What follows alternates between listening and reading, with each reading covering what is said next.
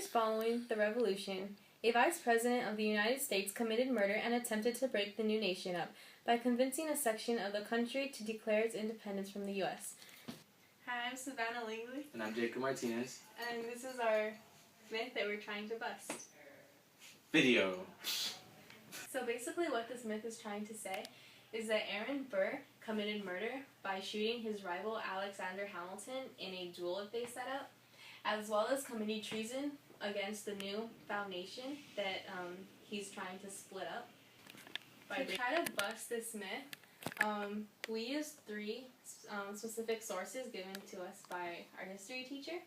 One of them was an eyewitness account of the Hamilton-Burr duel by the Deer Nose, and this was basically a summary of the duel. And then from Wikipedia, under Burr conspiracy, we basically got evidence from here, and this was basically a quick summary of the whole conspiracy.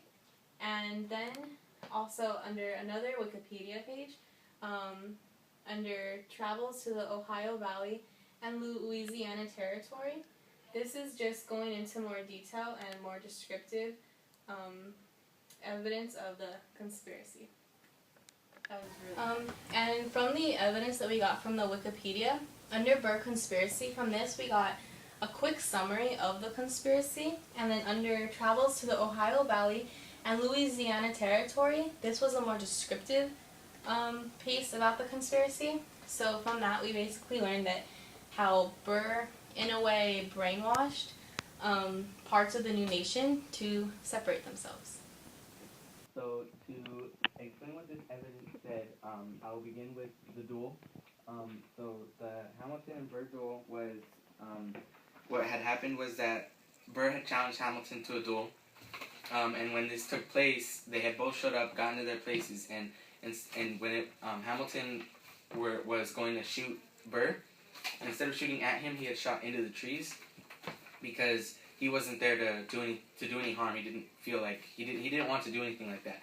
But previous to attending the duel, he had written his will, and I'll explain why that is important in the next segment. And so instead of Burr also shooting away or not shooting at Hamilton, he instead shot directly at him, giving him a mortal wound, which then ended in Hamilton's death. Now, I will move on to the Burr conspiracy.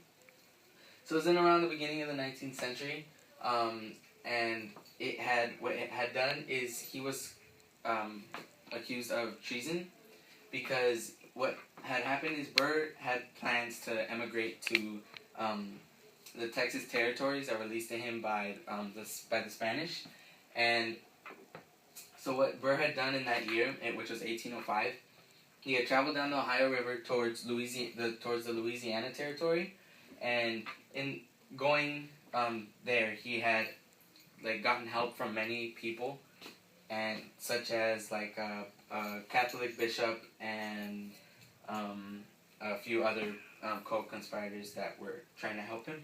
And towards the end of this, which was more than a year later, Burr had asked James Wilkinson to send troops over to. He had asked send troops to New Orleans, not send troops, but supply troops. And he, instead of doing this, because Wilkinson looked at it as it was going to fail, he had instead revealed Burr's plans to President Jefferson, and Jefferson sent people to go and arrest Burr. So now, to state and conclude all this, well, as I previously stated, Alexander Hamilton had written his will before the duel took place, which kind of gives you the idea that he was ready to die. So, in the first half of the myth, which states that that Burr had committed murder, I could see why some people might think it's plausible, because, well, he had been ready to die. He wrote his will, which says right here, it says, the day before the duel, Alexander Hamilton wrote his will.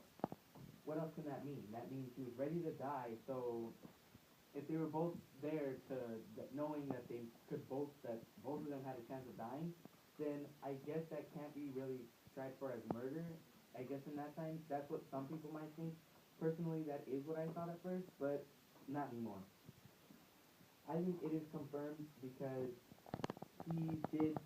they both showed up to the duel. They were both ready, and it did not end well. And Hamilton died. Unfortunately, Burr was not found guilty, but he is still. I still believe that first part is confirmed. Now, to go to this next part, it's this Burr conspiracy. uh, Nothing points towards that it wasn't incorrect. It was completely correct.